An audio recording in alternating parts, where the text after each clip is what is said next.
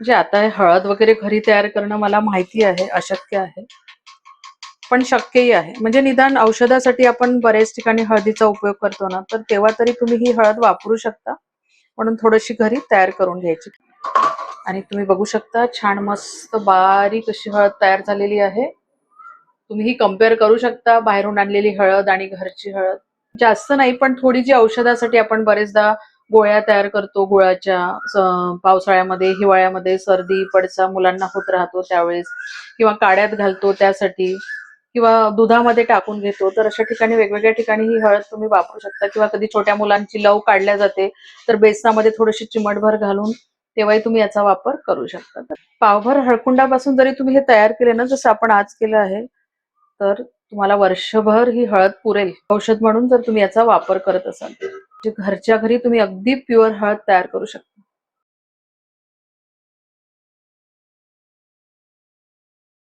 पावभर आपली ओली हळद होती त्यापासून ही 50 ग्रॅम हळद तयार झालेली आहे.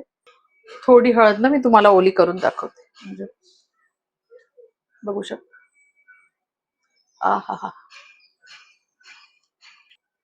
आहा, मस्त सुगंध येतोय हळदीचा. बघा हात धुतल्यानंतर नॅचरल असा हळदीचा कलर हाताला येतो. नमस्कार, Sushma healthy recipes and salad मध्ये सर्वांचे खूप खूप स्वागत. आणि आज आपण ओल्या हळदीपासून अत्यंत सोप्या पद्धतीने हळद पावडर कसं तयार करायचं ते पाहणार आहोत. मला माहिती आहे की ही गोष्ट अशक्य आहे, पण शक्यही आहे. म्हणजे तुम्ही ही वर्षभर साठवून ठेवू शकता. म्हणजे रोजच्या वापरासाठी नाही, तर कमीत कमी जिथे तुम्ही औषध म्हणून याचा वापर करताना या हळदीचा, तिथे तरी प्युरिटी असायला पाहिजे. म्हणून अशा पद्धतीची हळद तुम्ही नक्की नक्की तयार करा. आपण रेसिपी बघणार आहोत, पण त्याआधी जर तुम्ही माझ्या चॅनलवरती नवीन असाल किंवा अजूनही माझं चॅनल सबस्क्राईब केलं नसेल तर प्लीज चॅनलला सबस्क्राईब करा. रेसिपी आवडली तर जास्तीत जास्त लाईक करा, शेअर करा. तसेच बेल आयकॉनला पण क्लिक करा, जेणेकरून माझ्या नवीन व्हिडिओचे नोटिफिकेशन पहिल्यांदा तुम्हाला येतील. आणि चला पटकन रेसिपी बघूया. ही ना घरचीच हळद आहे. तुम्ही बघू शकता अर्धा किलो हळद होती ही निघालेली. त्यातलं मी 1 पाव हळदीचं लोणचं घातलं आणि म्हटलं 1 पाव हळद आपण सुकूया आणि घरीच हळद तयार करूया. तर ती चांगली मी स्वच्छ धुवून घेतली, पाण्यात भिजू घालून सगळी जी माती होती ती काढली आणि अशी ही पूर्णपणे कोरडी झालेली आहे. तर बरेच दिवस झाले कोरडी झाली.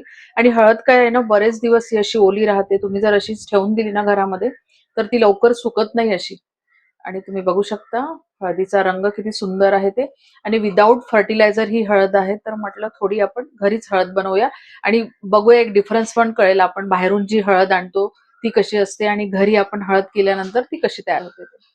तर तुम्हाला एक गंमत म्हणून किंवा एक माहिती म्हणून सांगते. तर यातलेच 2 कंद मी घेतले आणि ते कुंडीमध्ये लावले. तर तुम्ही बघू शकता नॉर्मल जे आपण झाडं लावतो ती माती आहे आणि घरीच मी तयार केलेलं खत त्याच्यामध्ये मी टाकत असते. तर ते थोडासा गड्डा करून मी त्यातले 2 कंद लावले आणि बघा ते 2 कंद छान निघालेले आहे. आणि तुम्हाला दिसत असेल, म्हणजे काही 2 वरती आले आणि एक छोटंसं व्हाईटवालं दिसतंय. म्हणजे हळूहळू त्याला कोंब येत आहे असे. आणि काही दिवसांनी माहिती आहे का, हे पूर्ण त्या कुंडीभर होऊन जाईल आणि जवळपास त्याच्यापासून अर्धा किलो तरी हळद निघेल. आणि बघा हळूहळू त्याची पानं अशी वाढत आहे आणि जशी जशी ती पानं वाढत जातात ना, तसे तसे खाली ते हळकुंड पण स्प्रेड होत जातात. आणि बघा इथे पानं पण छान तयार झालेले आहे. म्हणजे या पाण्याचा पण तुम्ही वापर करू शकता. बघा तुम्हाला जर शक्य असेल तर तुम्ही हे करू शकता, म्हणून मी हे शूट करून घेतलं आणि तुम्हाला दाखवत आहे. तर हे हळकंड आहे ना, तर याला आपण छोट्या छोट्या याच्यामध्ये असं बारीक बारीक याचे तुकडे करून घेऊ. या पद्धतीने बघू शकता, जेवढे बारीक करता येईल ना तेवढे करू. आपण जेव्हा विकत हळकंड आणतो ना हळद करायसाठी, तर ते पहिले कुटून घ्यावे लागतात. मग असे त्याचे थोडे थोडे तुकडे केले की ते आपण बाहेरून मग दळून आणतो हळद. पण घरीच जर आपल्याला मिक्सर मधून काढायचे असेल ना, तर ते हळकंड चांगले बारीक होत नाही किंवा मिक्सरवरती बरंच प्रेशर येतं. म्हणून अशा पद्धतीने अशा बारीक बारीक याच्या चकत्या करून घेऊ. तुमच्याकडे किसणी वगैरे असेल ना, चिप्स पाडणी असेल ना, तर त्यांनी पण तुम्ही याचे चिप्स असे पाडू शकतात. चाकूच्या साहाय्याने किंवा वेळीच्या साहाय्याने असे पातळ पातळ याचे तुकडे करून घ्यायचे. बघू शकता. आणि इतका सुवास आहे या हळदीला. तर हे मोठं असल्यामुळे याच्या छान अशा मोठ्या मोठ्या चकत्या तयार होत आहे. तर पातळ पातळ करून घ्यायच्या, म्हणजे ते लवकर सुकतात आणि आपल्याला मिक्सर मधून काढायला पण सोप्या जातात. आता ह्याच्या मोठ्या मोठ्या झाल्या आहे ना, तर मला असं वाटते की याचे 4 भाग करावे, म्हणजे मिक्सर मधून काढायला हे सोपं जाईल. अशा पद्धतीने त्याचे जर तुम्ही बारीक बारीक तुकडे केले नाही ना आणि अशी अख्खी सुकवली, तर त्याला सुकायलाही वेळ लागतो. आणि नंतर मिक्सरमध्ये आपण घरी हळद ग्राइंड करतो, तर त्यावेळेस ते काढायलाही जड जाईल. मग ते तुम्हाला फोडून घ्यावं लागेल. त्यापेक्षा आणि ते एकदा सुकल्यानंतर फोडायसाठी पण त्रास जातो. आणि इथे आपल्या हळदीचे असे छान पातळ पातळ तुकडे करून झालेले आहे आणि तुम्ही रंग बघू शकता, काय सुरेख दिसते आहे ना. आता ह्या ताटामध्ये टाकून घेते. ताट ना थोडं मोठं घेऊन घ्यायचं, म्हणजे अशी व्यवस्थित ती पसरवता आली पाहिजे, जेणेकरून ती लवकर सुकेल. आणि या ताटाला आता उन्हामध्ये ठेवून देते. या हळदीला 4 ते 5 कडक उन्हात देऊन झाल्यानंतर हळद चांगली सुकलेली आहे. तुम्ही बघू शकता हाताने ही सहज तुटते. तर अशा पद्धतीने ही हळद सुकवून घ्यायची. आणि आता आपण याला मिक्सर मधून बारीक करूया. तर त्याआधी थोडीशी स्वच्छ करून घ्यायची, कारण आपण उन्हात सुकवतो, बाहेर असते, त्याच्यामुळे याच्यामध्ये काही काळी कचरा असू शकतो, तर तो काढून घ्यायचा. मिक्सरचं भांड चांगलं कोरडं करून घ्यायचं आणि शक्यतो चटणी पॉट घ्या, त्याच्यामध्ये व्यवस्थित बारीक होईल. आणि तुमची जेवढी बसेल तेवढीच टाका, खूप जास्त घालायची नाही. हळद अगदी थोडी होती म्हणून सगळी या पॉट मध्ये बसली. याला मिक्सरला फिरवून घेऊ. बघूया आपण हळद. तर ही हळद आहे. हळदीला ना बारीक व्हायला जरा वेळ लागतो, त्याच्यामुळे बराच वेळ तुम्हाला ही फिरवावं लागते. आणि दुसरी गोष्ट म्हणजे बराच वेळ फिरवल्यानंतर मिक्सर आपलं गरम येतं, तर ही थांबून थांबून तुम्हाला करायची आहे.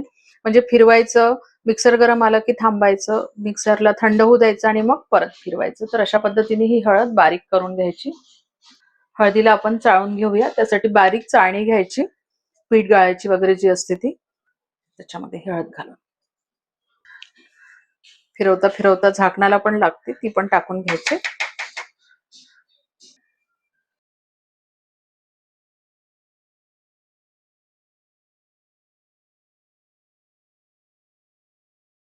जर खूप थोडं जास्त प्रमाणात असतं ना, तर मी परत फिरवून घेतलं असतं. आता हे मिक्सरमध्ये जरी फिरवलं ना, तरी हे फिरवल्या जाणार नाही, कारण थोडंसंच आहे.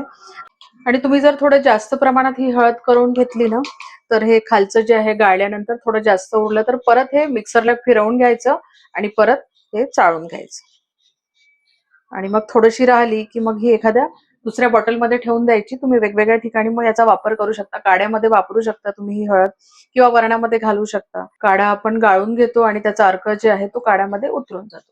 तर फेकू नका, हे ठेवून द्या वेगळी. आणि तुम्ही बघू शकता छान मस्त बारीक अशी हळद तयार झालेली आहे. आणि हळकंड चांगले वाळून घेतो आपण, त्याच्यामुळे ही हळद वर्षभर चांगली राहते. आणि तुम्हाला सांगते, इतका अप्रतिम सुगंध येतोय हळदीचा, म्हणजे आपण रेडीमेड हळद जेव्हा रोजच्या जेवणामध्ये वापरतो ना, तर त्याचा सुगंध एवढा येत नाही. म्हणजे इथेच तुम्हाला ओरिजिनॅलिटी कळून येते की ही हळद जी आहे किती प्युअर तयार करू शकता तुम्ही घरी. म्हणजे घरच्या घरी तुम्ही अगदी प्युअर हळद तयार करू शकता. मी पण एका स्वच्छ काचेच्या बॉटलमध्ये ही हळद भरून घेते. हळद भरायच्या आधी बॉटल चांगली स्वच्छ कोरडी करून घ्यायची. काही ठिकाणी अजूनही घरीच हळकंड आणून त्याची हळद तयार केल्या जाते, पण जिथे होत नाही तिथे हा पर्याय चांगला आहे. आणि झाकण लावून तुम्ही स्टोअर करून ठेवू शकता. आणि तुम्हाला जर हा व्हिडिओ आवडला किंवा उपयोगी वाटला तर लाईक शेअर करायला विसरू नका. परत भेटूया अशाच एका छानशा रेसिपी सोबत. तोपर्यंत धन्यवाद.